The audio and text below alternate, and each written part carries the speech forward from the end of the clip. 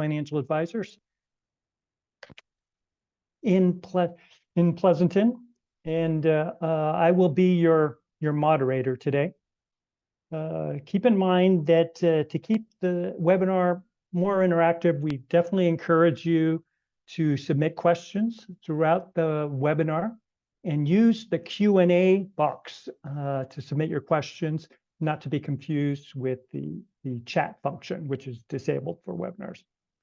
Also, I want to remind you that we very much encourage your feedback, and we take that seriously as we always look to improve our efforts for our clients. So we would really appreciate it if you would complete the survey that will be presented at the end of the presentation.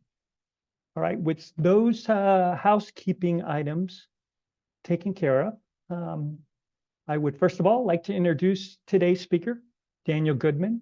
Daniel graduated from San Jose State University with honors degrees in economics, business finance, and humanities. He also holds an MBA from Santa Clara University with a concentration in behavioral finance and quantitative decision methods.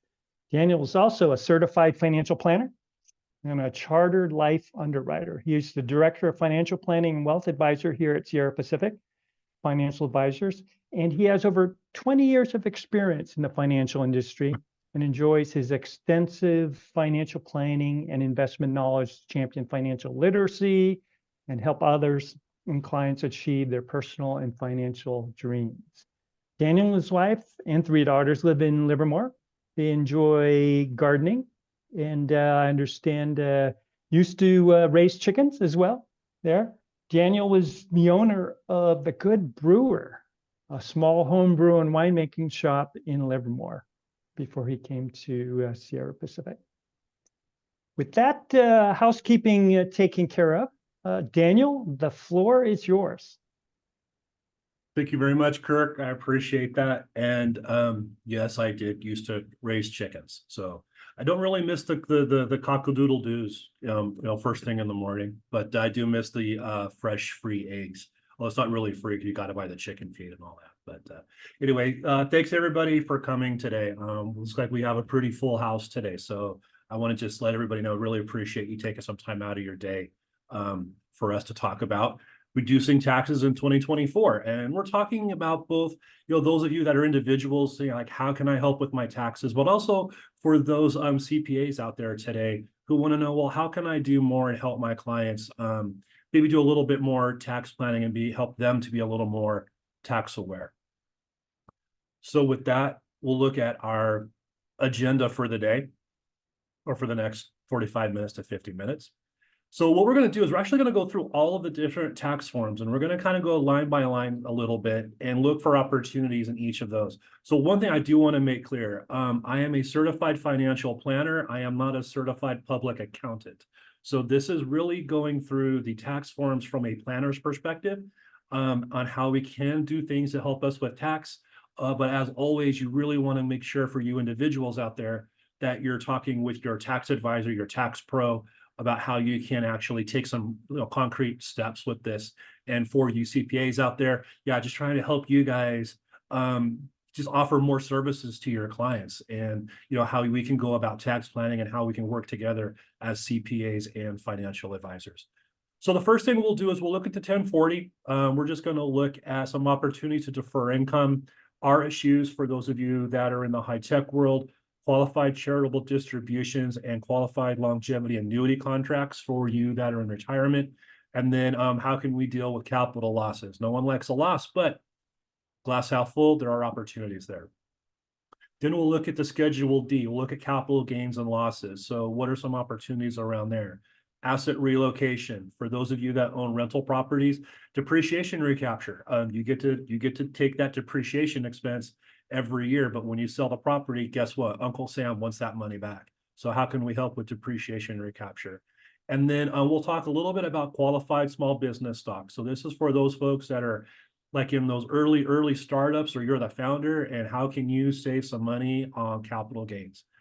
Then we'll look at Schedules 1 and 2. This is the additional income and additional expenses. Specifically, we're going to look at health savings account, qualified retirement plans, everybody's favorite topic, alternative minimum tax, and then Medicare and the net investment tax. And some of these expenses are above the line things. So we want to make sure that we're going to call those out for you guys.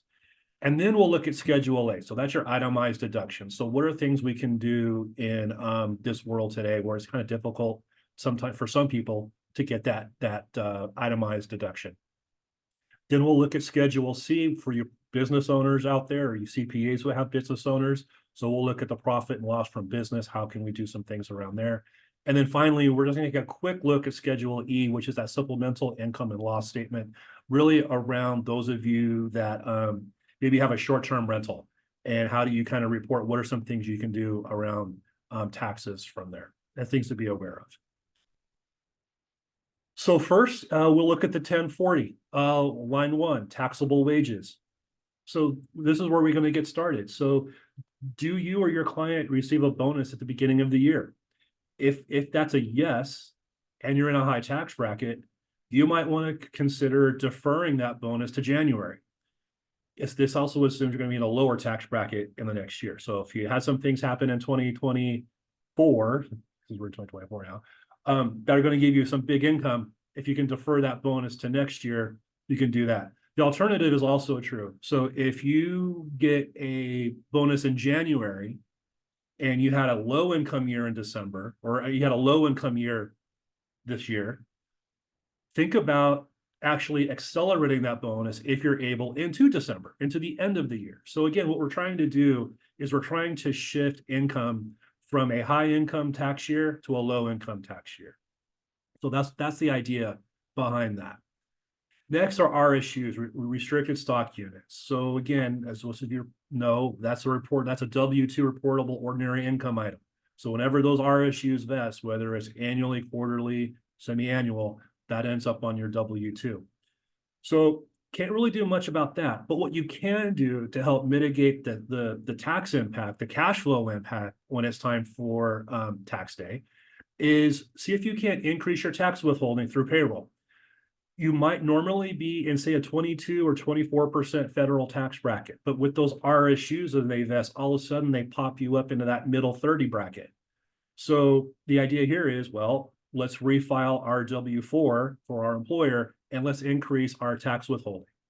The other thing you might be able to do, because you kind of know when your RSUs are going to vest, you might do quarterly estimated tax payments instead. And then that way you can also meet your tax obligation.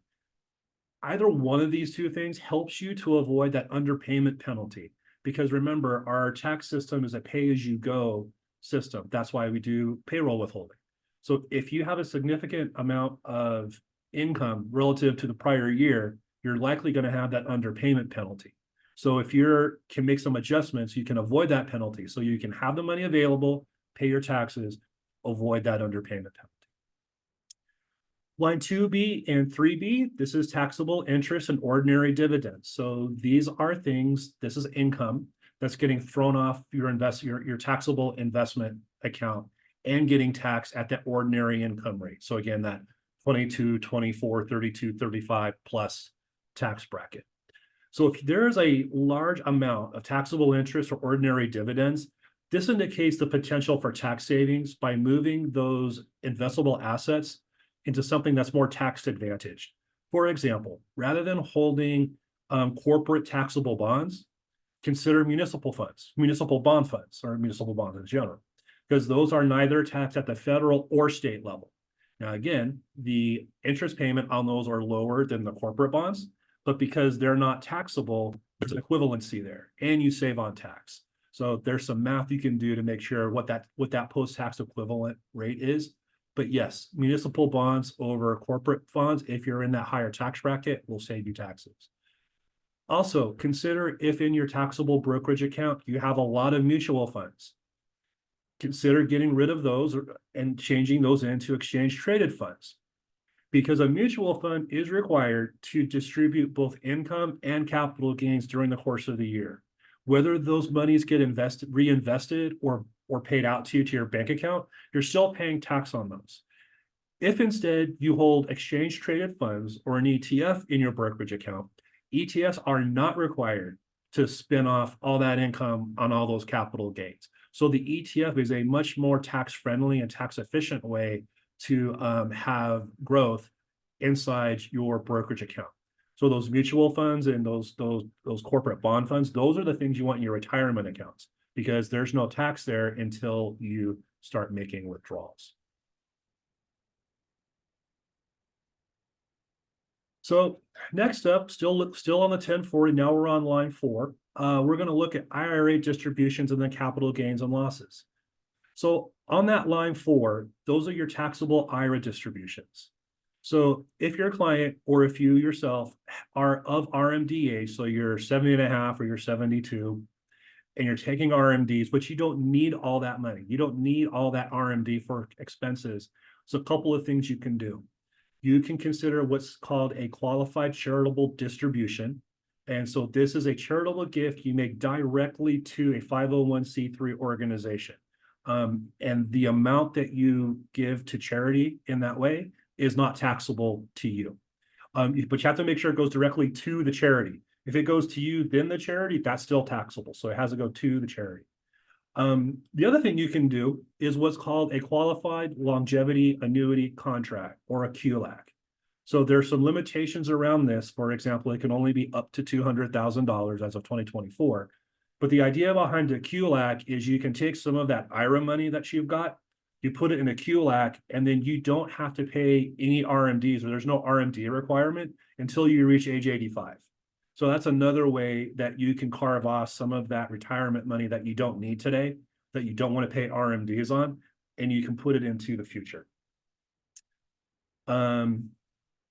The other thing you can consider is if you're not of RMD age yet, so you're retired, but you're not of RMD age yet, so maybe you're somewhere in your middle to late 60s, consider taking our IRA distributions today.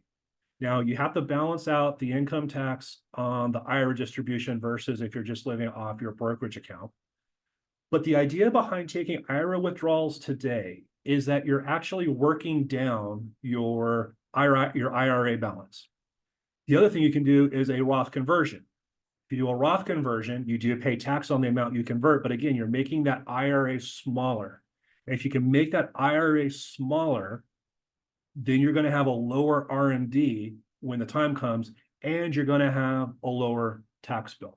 So these are things you're going to want to work with your wealth advisor to kind of do the math and see what makes sense and what works. And if you don't have an advisor, we're happy to help you. Schedule 7 or Schedule D, line 7, capital gains. So what can we do here? So if a client has incurred a large capital gain during the year, what we want to do is we kind of get towards the end of the year. We want to start looking at the taxable brokerage account and see if there's an opportunity for some capital loss harvesting. So again, nobody likes losses. We work hard for our money. We expect it to grow when we put in the stock market. But as we saw in 2021, that's not always the case. But there's a silver lining there, and that's the capital loss bucket. So if we can sell some of our dogs, create a capital loss, we get to use that later. We can offset capital gains elsewhere in our portfolio. For example, if we have a high concentration in our employer stock and it all has gain, I can take some of these capital losses to offset that gain in my concentrated stock and start reducing my exposure. The other thing you can do is you can offset up to $3,000 of ordinary income. So that's another way that you can use the capital loss carry forward. One thing you want to make sure that you're doing, especially if you're doing your own taxes, is when you're doing your capital loss worksheet, which is in the instructions, it's not actually in the 1040 or the Schedule D, it's in the instructions. That capital loss worksheet, you want to keep that, because if you don't use all of your capital losses in 1 year, they roll over to the following year. So capital losses never expire. So you want to make sure you keep track of that worksheet so you know from year to year how much capital loss you still have. So you want to make sure that you keep track of that. The other thing we can do with capital gains are there's qualified opportunity zones, and then there's also exchange fund strategies. And we're going to talk about opportunity zones here in a minute. An exchange fund is really an idea where you can take some concentrated stock with a large gain, and you can put it into an exchange fund, something like Goldman Sachs might run. Now it's locked up for about 7 years, but when it comes out, you get you get a basket of stocks, and you didn't have to pay anything to get there, meaning you avoided capital gains tax as if you had to sell the concentrated stock to get into this basket. Qualified opportunity zone is just an opportunity to defer some capital gains tax for a few years. And that's another way that we can look at in how we might be able to avoid some taxes. We're going to talk about QOZs here in a second. So one of the things when we talk about capital gains and losses is if we have mutual funds or those real estate investment trusts, because these have large capital gain distributions, especially in December. Again, now, while that's an estimable amount, you don't really know how much you're going to get until December. And also, any income gets distributed on a quarterly basis. So the idea here is let's replace those vehicles with some low tax impact investments, which we've already talked about, some ETFs, some municipal bond funds. Talking to those folks who've got rental income or other business opportunities, gain on sale of depreciable capital asset. So again, if you own a warehouse, you own a multi-unit rental investment, every time you do your taxes, you get to take that depreciation expense off there, so it lowers your income. But when it gets time to sell, that depreciation gets recaptured, so you have to add it all back. So one of the things you can do to avoid the depreciation recapture is to execute that 1031 exchange. So you can use the 1031 exchange to invest in a new investment property, like a new rental or a new warehouse. And this allows you to delay your capital gains and depreciation recapture by using the money for those sales until potentially you would sell it again. And lastly, in here, we have the qualified small business stock, or the QSBS. This is available for eligible stock. So the eligibility requirement is you had to hold the stock for at least 5 years. The company value had to be equal to or less than $50 million at the time the stock was received or acquired.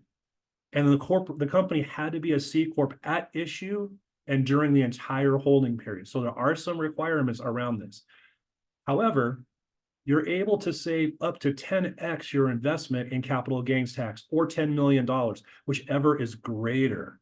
I had to actually look that up to make sure I read that right. So for example, if you invested $10 million in a QSBS eligible stock, and then you sold it later, and you met all of these requirements, that's $100 million that you'd be able to save in tax. So for those folks who are in those incubators, for those entrepreneurs who are just starting, QSBS can be a very powerful tax saving opportunity for you. And there are requirements around that are kind of out of the scope for today, but we're happy to talk to you about that in more detail at a later time. Just reach out. So the qualified opportunity zone, this is a way that they were designed to spur economic development in some more rundown areas, or areas that we really wanted to try to incentivize growth. So if any of you are San Francisco Giants fans, you might remember when the San Francisco Giants Park, originally Pac Bell, was developed, that area was fairly run down. You go down there today, it's a completely different space. So the idea is you sell a bunch of ISOs, you sell some real estate, or you sell a business, you've got a large capital gain. What are you going to do with it? Well, you can go into a qualified opportunity zone fund.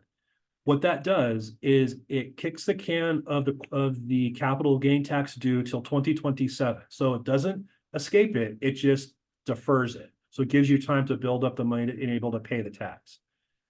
Then the money goes for another 7 years as the real estate is built up and rented out, full rental, property values go up, all of that fun stuff. And at the end, in this particular example, at the end of a 10-year period, you get your investment back plus whatever growth you had in the quality opportunity zone. And that is marked up to the fair market value at that 10-year mark. So there's actually no capital gain at that 10-year mark. So again, a way to defer capital gains on the original investment and then get a full step up in capital gains in the real estate investment itself.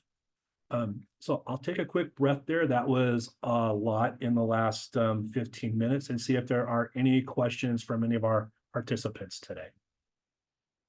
Yes, Daniel, we did have some questions come in. Let me ask the first one here.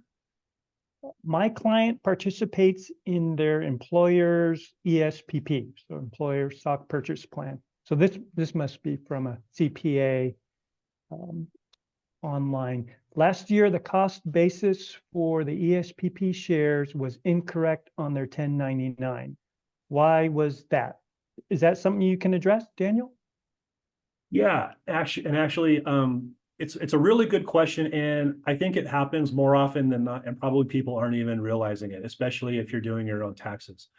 So when you have an ESPP plan, right? You're going to purchase the stock at some discount. Generally, it's around 15%. And no tax is due at the time of the purchase. The tax all comes due when you actually sell your ESPP stock. The broker is only required to report to the federal government, which shows up on your 1099-B, the cost you paid for the stock. So let's say the fair market value. Okay, the math isn't going to work out, so don't hit me on the math. But if the stock has a fair market value of 20, and you purchased it at and you purchased it at $15. Okay, 15% discount. Hopefully, I did not the math right. That $15 you paid for it is what's going to get reported. However, you get taxed on that 15%. So that $5 that you saved, you actually have to pay tax on that. And because you pay tax on that, that is added to the cost basis of the stock. So what ends up happening is the 1099-B will reflect the $15, but not the $5 that you had to pay tax on. So your basis is really 20. So what has to happen is you have to file a form 8949, which is an adjustment to the cost basis, so that you're actually properly reporting the ESPP cost basis. Otherwise, you're going to pay more tax than you need to, because your cost basis is lower than it really is. Or if it's the other way, you took a loss, your loss is going to be less than what it should be. So it's really important, if you sell some ESPP stock, that you make sure you're reporting the right cost basis. All right, very good, Daniel. There is one more question at this time, and I would encourage everyone to indeed use the Q&A button at the bottom. Use that feature to log any questions that you might have at this time too, and we'll hopefully be able to get to them.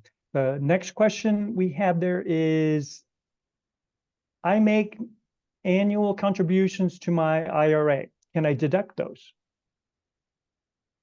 Oh, that's a great question. So the answer is, one of my favorite wealth advisor answers is, it depends. So essentially, if you're married or you're single and you don't have any qualified retirement plan offered by your employer, like you don't have one, your spouse doesn't have one, there's no 401k, there's no qualified retirement plan, then yes, those contributions are fully deductible. If, however, if you're married, if you're single and your employer has a 401k plan or a qualified plan, there actually is a phase out, but it's most likely that it's going to be more advantageous just to put it to the 401k plan rather than do like a 401k and an IRA or whatever the employer qualified plan is. But let's talk about the married couple for a second. So if one spouse does not have a qualified retirement plan at their employer, but the other spouse does, you can still make an IRA contribution and deduct it. However, there is an income limit. So if you are married and your income, your joint income, your reportable income is less than $123,000 per year in 2024, then those deductions are fully deductible. If, however, your income is between 123,000 and 143,000, then it's a partial. And so there's a phase out there. So it's going to be partially deductible. And then once you get over 143,000, then none of it is deductible. So yes, the answer is yes, you can. It just depends on the situation. All right, thank you, Daniel. Those are the questions we have so far. Once again, if you do have additional questions, encourage you to use the Q&A feature to log those. And that's for now, the questions we have. So go ahead, Daniel. Great, thanks, Kurt. Okay. Next slide. Schedule 1 and Schedule 2. We're talking about additional income and adjustments and additional taxes. So what's going on here? So first on Schedule 1, line 13. So this is the HSA, the health savings account deduction. So if you if your employer has a high deductible healthcare plan, you're able to set up a health savings account or an HSA. Normally, your employer will provide that if they have a high deductible plan. But if they don't, you can actually go open your own. And you can do that by going to, your broker or even a bank. Like I think Bank of America does these too. So you can contribute to your HSA and you can actually deduct those premium payments. So there's a potential deduction for your HSA payment. Line 16 for those self-employed folks. So you've got some qualified deductions here too. So the one is your retirement plan. You're able to take a deduction for that. So if you create and we're going to talk about this again here in a little bit. If you open up a retirement plan for your business and you're making contributions, those are going to be deductible to you. Also, for the self-employed folks, those premiums you pay for your medical and dental, those will also be deductible. The great thing about these two deductions is you don't have to itemize to get them. These are above the line deductions. So no itemization is required. And then as we move to Schedule 2, we get to line 1. This is the AMT section, and we're going to get into AMT just a little bit. But essentially, AMT is a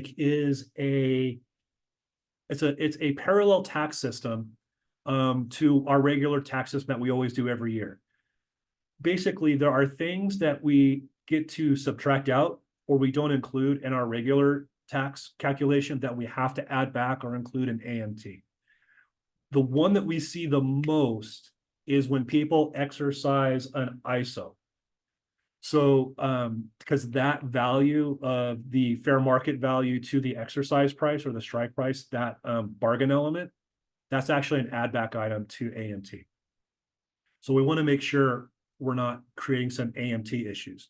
So if the client or if you exercise some options, then the thing you want to do is look back at what you did during the year. And if the stock has dropped in value, you might want to actually consider selling the stock because the AMT gets added back to the calendar year in which you did the exercise. So if you exercised in July and you sold in December, there's no AMT impact. So the AMT issue just goes away. If you exercise in July, and now we're in July of 2023, for example, and now it's 2024, yes, now that's going to be an AMT preference item that's going to get included. So how can we try to manage that a little bit? So, what we kind of tell our clients, and we would say if you've got clients who have a lot of incentive stock options, the strategy is one on a simpler basis. The strategy is to exercise those options in January or February. So really early in the year. That gives you a full, 9-10 months, maybe even 11, to see what the stock is doing over the course of the year. Again, if the stock has dropped in value as you get into December, you might consider selling that stock, and that gets you out of the AMT situation. If, however, the stock has come up, then you can actually sell the stock at long-term capital gain rates and then pay your AMT. The other thing we want to think about too is lines 11 and 12, which is additional Medicare tax and net investment tax. So these are levels, if you are married filing joint, after you get over these levels, that any additional income gets a supplemental tax at 3.8%. And so those levels are here on the slide. If you're married filing jointly over 125,000, or married filing separately, and that income is 125,000, you're going to pay supplemental tax. Married filing joint is 250, and if you're head of household, single, or a surviving spouse, it's 200,000. So if you're reaching these levels, especially as you get towards the end of the year, The idea is if you can defer some amount of income, that way you don't breach the income levels, you can avoid paying that 3.8%. It also pays as you get maybe, right into the latter half of Q3, maybe do work with your advisor or your tax professional and actually do an estimated income, like where are we at today? And get an idea if you're bumping up against some of these levels. And if you are, it gives you an opportunity to take some action before the end of the year to avoid some of these supplemental taxes. So a little bit more about AMT and ISO. So we've already talked a little bit about exercise timing. So, on the left side of the slide, again, if you exercise in January or February, it's going to give you that whole year to figure out what you want to do. So like we said, you can exercise your vested RSUs in February of 2024, stock value declines, then you can sell the stock at a loss in December, you avoid AMT.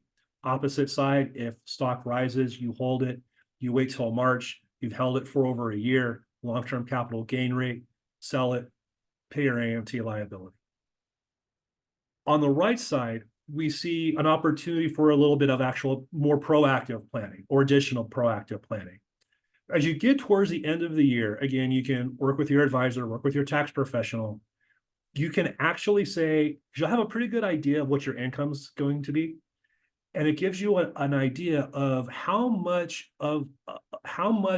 in value of ISO can I exercise and avoid AMT. And that's what the table that you see here. And if you see the line, Schedule 1 income incentive stock options at 26,000, it's not the value of the ISOs that you exercise. I want to be clear about that. It's that bargain element. This is the amount, the delta between the fair market value when you exercise and what that strike price was. That's what we're actually talking about here, because that's the point that gets taxed for AMT. So the value of the stock you exercise could be something significantly more than 26,000. Maybe it's 50, 60, $1 million, I don't know what. But the key number is the total amount of the bargain element. So in this example, this client was able to exercise a little over $26,000 of ISO, that bargain element, and did not affect their taxes. Their taxes stayed exactly the same. On the other side, on the overmax, this client sold significantly more, $75,000 worth of ISO bargain element. And when they did that, they have to pay more in tax. So they're paying, $10,000 more in tax. One, there's two things going on here that are important to know. One is the actual AMT itself, they're paying that. So that additional tax. But also, if you look here down on the standard itemized deduction line, they're no longer able to take the standard deduction. So if you're under AMT, you only get whatever your itemized deduction amount is. So if your itemized deduction amount is only $10,000, normally you get to take the 27.7, which is a standard. You only get the 10. So it's kind of a double whammy when you go over that ISO exercise amount when you're considering AMT. The good thing about AMT, if there's going to be a glass half full opportunity here, is that you get what's called an AMT credit. So in subsequent years, you'll be able to take that credit against your ordinary income tax when you don't have AMT.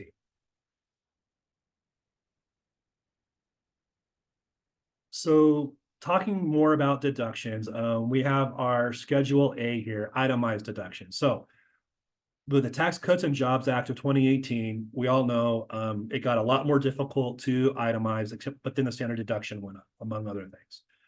So one of the strategies, well, how can I get more deductions? It's the idea of bunching. So if you look down on the chart below, so we're talking about lines 11 through 14 of Schedule A.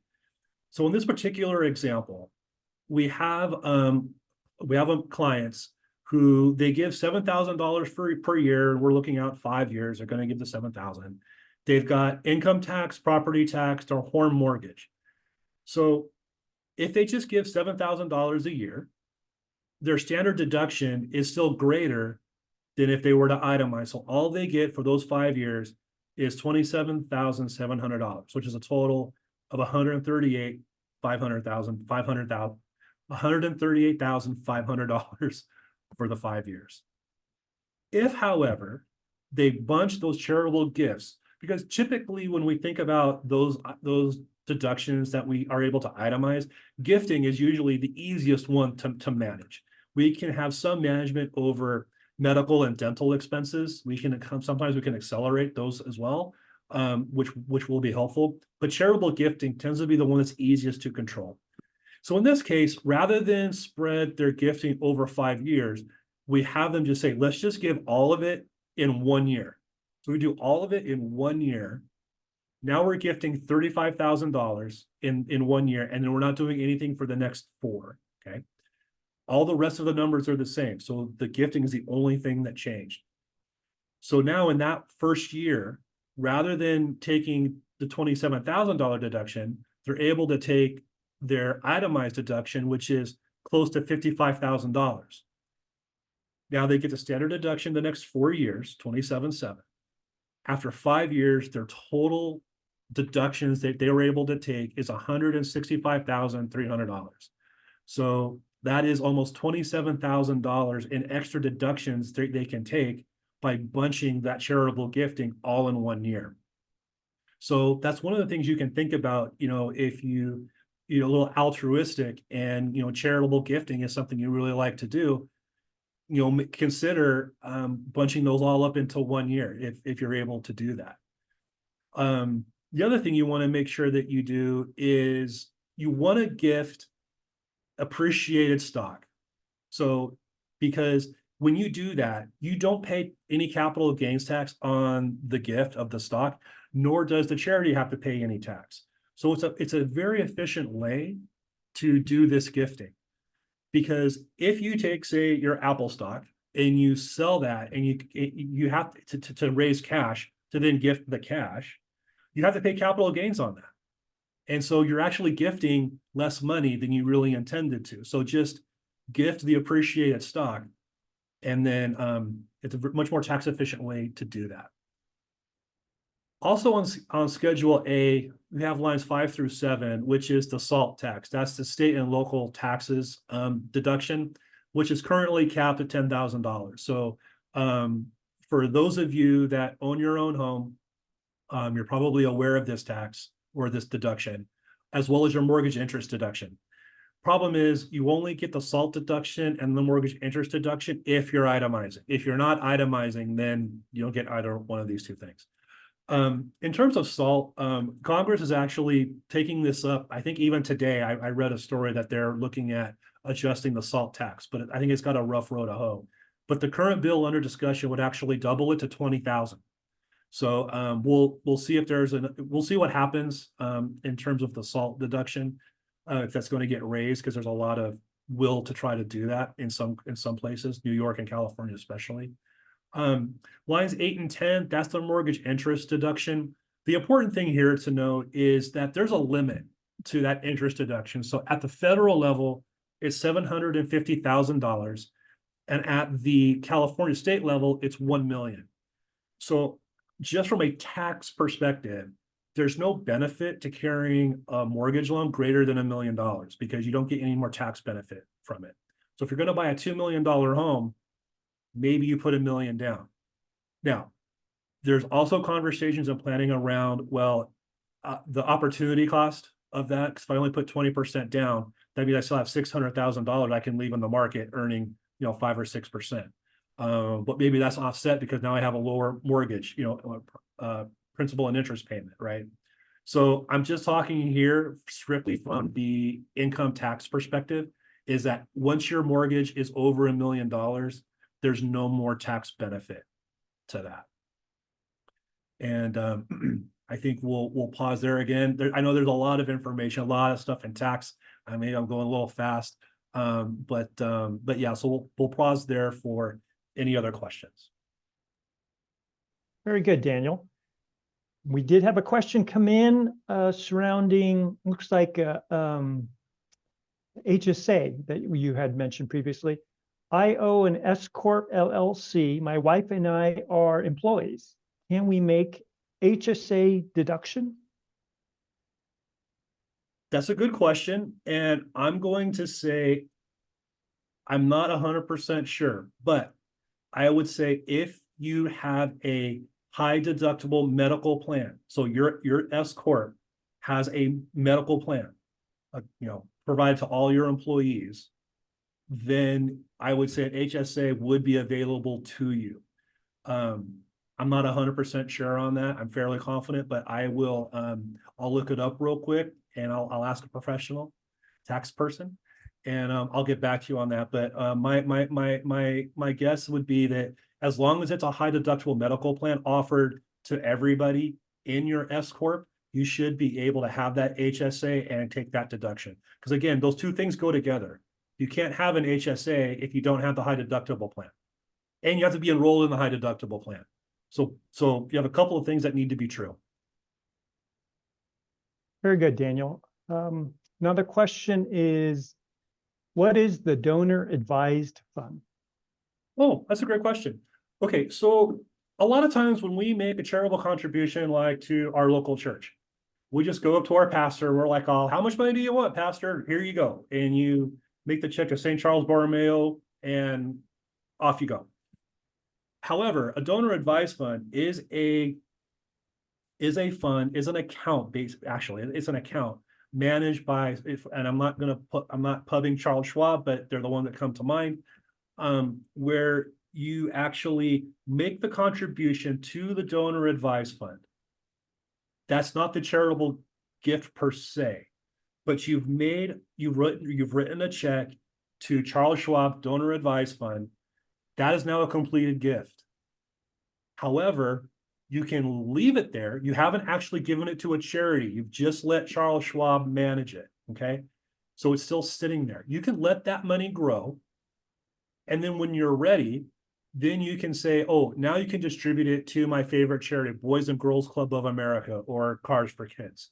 So why would somebody do a donor advised fund rather than just write the check to Cars for Kids? The reason, most often when I kind of see that is it's because a person doesn't really know quite yet who they want to give the money to, or they want to let the money grow and they want the tax deduction this year. So typically you might see in like November or December, somebody wants to make a charitable gift. They don't really sure who they want to give it to yet, but they know they want to get the gift for the tax deduction. So they'll put it in a donor advised fund. Now they get the deduction in 2024.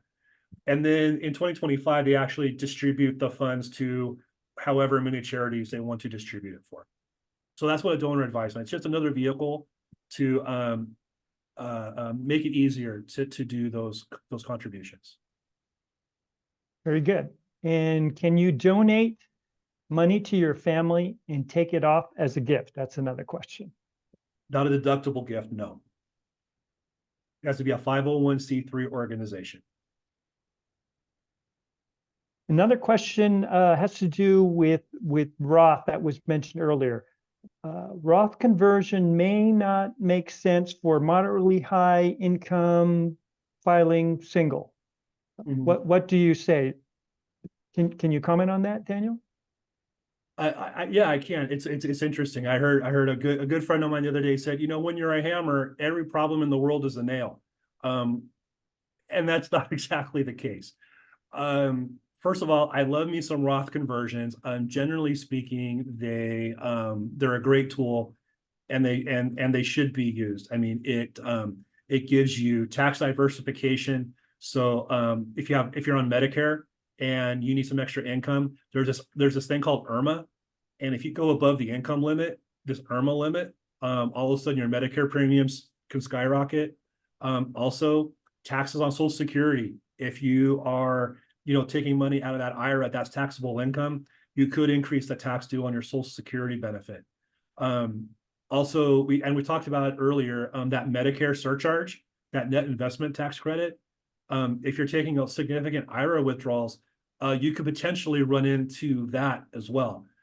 None of that happens when you make Roth withdrawals. Also, the Roth doesn't have RMD issues. So you don't have to take RMDs with a Roth IRA like you do with a regular IRA. However, with all that being said, if you are in a high tax bracket today and you expect, or even a middle-end tax bracket, but you expect your tax bracket to be high in tomorrow into the future, then no, a Roth conversion would not make sense. Because remember, the whole idea behind a Roth conversion is I am in a higher tax bracket today than I'm going to be tomorrow. Now, it could be that today I am in a 32% tax bracket, which is pretty high, right?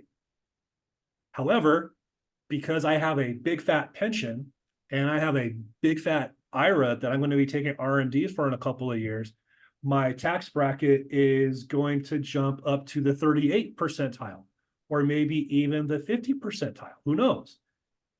In that case, I would still argue the Roth conversion makes more sense, because even though I'm in a 32% bracket today, I'm going to be in a 37% bracket or even a higher bracket next year. So I would still argue the Roth conversion makes sense. The other thing I want to point out to everybody on the call today is, believe it or not, we're actually in a low tax rate environment right now. It may not feel like it, but the Tax Cuts and Jobs Act of 2018 lowered all of the tax brackets when it did a whole lot of other things. That act is set to sunset in 2025. So if Congress does nothing, and we've seen how Congress has been lately, it is very likely everything's going to revert to right back where it was in 2017. So guess what? The tax brackets we're in today that are down here are going to come up here.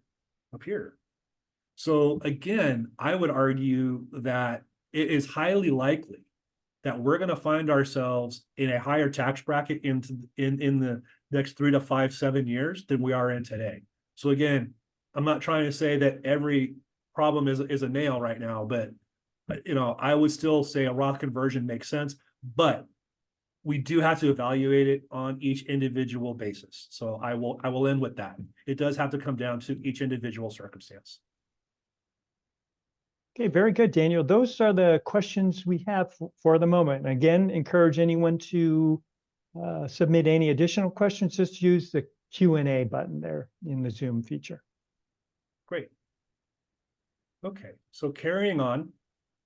Okay, excuse me. So for you business owners out there, your schedule C, probably your most favorite schedule.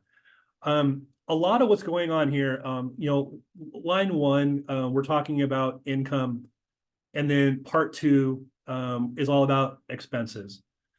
The idea really here is, and we're making a big assumption here, that you're on a cash basis reporting. If you're accrual, this isn't going to really work. But if you're reporting cash basis, what you want to be doing is shifting your income from high tax years to low tax years. So if this year is a high tax year and you're in the month of December, if you were able to push off some of that income into January because you expect next year to be a lower income year, then you would do that. The reverse is true. If you're in January and you had a low year, if you're in December and you expect the next year to be a low income year, if you can accelerate some income from that high income year to that low income year, that's what you want to do. Basically, again, you want to shift income from high income, high tax years to low income, low tax years. And expenses work the other way. So if you're at the end of the year and you've got some deferred maintenance, you've been thinking about setting up a qualified retirement plan for your employees, you had an expansion that you wanted to do, that's the time to do it. Because now we're trying to pull those expenses into a high income year so we can lower that income and lower our taxes. So that's the idea here, is to try to shift income recognition from a high income, high tax year to a low year, and then accelerate expenses or maintenance in the same way. Purchasing capital equipment, Section 179 assets that you've planned on that you haven't executed yet. Now's the time to start doing those things. Do you have a home office? Are you utilizing your home office deduction? Make sure you're doing that. Make sure your clients are doing that. And then the other thing we have on that part one income is the QBI deduction, which is a qualified business interest deduction, or 199A. Now, this is for owners of pass-through entities. And essentially what it does is it's a deduction that's based on your total taxable income, not just your business income. So business income is the net amount of your business income with a few exceptions. So the QBI income does not include investment income. So capital gains, losses, or dividends is not included in that. Any income from businesses located outside the US, that's also not included. And then interest income on property that you can't allocate to your trade or business. So, so those things are excluded from the definition of income. Also, there are limits to how much income you can make before the deduction starts to phase out. So the QBI is something that you can't take up to 20% deduction of that net business income. So for those of you small business owners, and again, you CPAs that have small business, medium business owners, being able to make sure we're utilizing that QBI deduction, income deduction, is important. It is part of the Tax Cuts and Jobs Act of 2017, which I've said earlier is set to sunset in 2025. So we'll see if the QBI gets extended past that timeframe. The other thing we can do as an employer, if we do not have a defined benefit plan in place, we can start a new one. And those startup costs, as well as your contributions, are also tax deductible from your income. The great thing about a defined benefit plan, especially if you're a little bit of an older business owner, is you get to accelerate your contribution. So you get to save more for your retirement. So that's really a net positive for those older business owners. The best thing too is you have until tax day to actually put it into place. So if you wanted to put a qualified business retirement plan in place for 2023, you still have time to do that. And you'll be able to take those deductions of the expenses to set it up, as well as a percentage of your contributions, as well as a tax deduction. So again, in the first 2 years, first year you take 100% of the contributions, second year is 75%, then 50, then 25, and then it goes away. But again, that's still a way to help manage some tax benefit, some tax bite, by setting up a qualified retirement plan.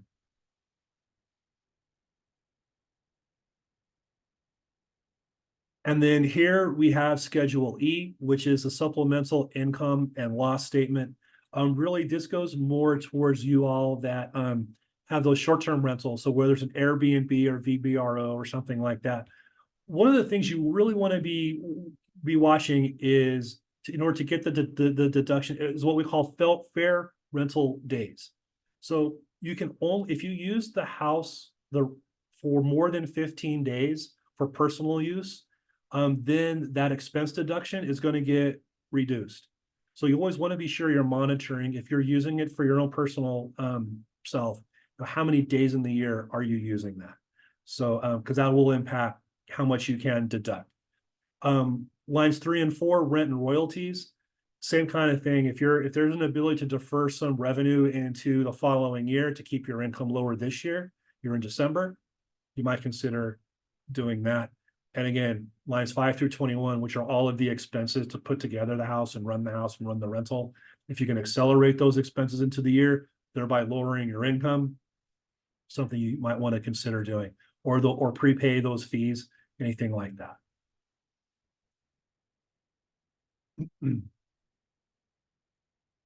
So that is the bulk of the presentation today, and how we can help you guys, or how we hope to help you with your 2024 taxes as we're coming into tax season. Some things you can think about, take with you to your tax planner. And if you are a CPA, you are a tax planner, maybe these are some topics you might find interesting that you can talk with your own clients about.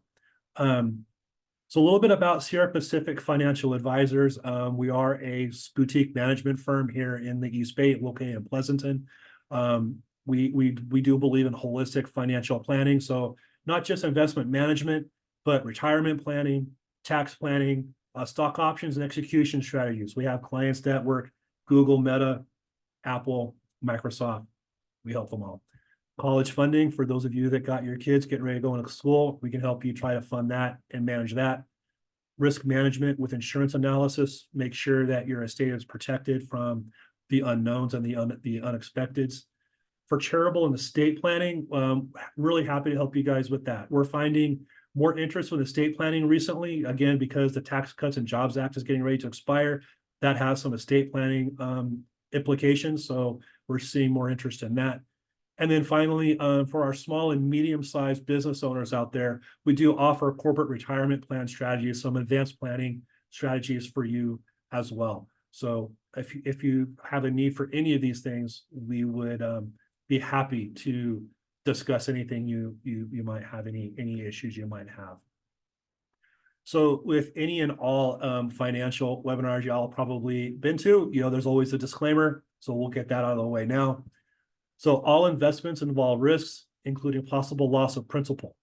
The material is for educational purposes only and is intended to be of general interest and should not be construed as individual investment advice or a recommendation to solicit or buy, sell or hold any security or to adopt any investment strategy, and it does not constitute legal or tax advice.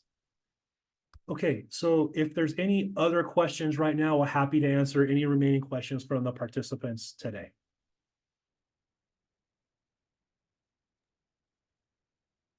Daniel, I don't see any remaining questions at this time. Fantastic. Okay, everybody. Well, hey, time flies when you're having fun. I want to thank you all for spending an hour out of your day. I hope you found today's presentation useful and informative. If you have any questions about today's today's webinar, our information is right there on the screen. Please feel free to reach out. There will be a replay emailed out to everybody, so you'll be able to watch it all again. Thank you very much, everybody, for your time. We appreciate you visiting with us, and we hope you all have a great afternoon. Take care.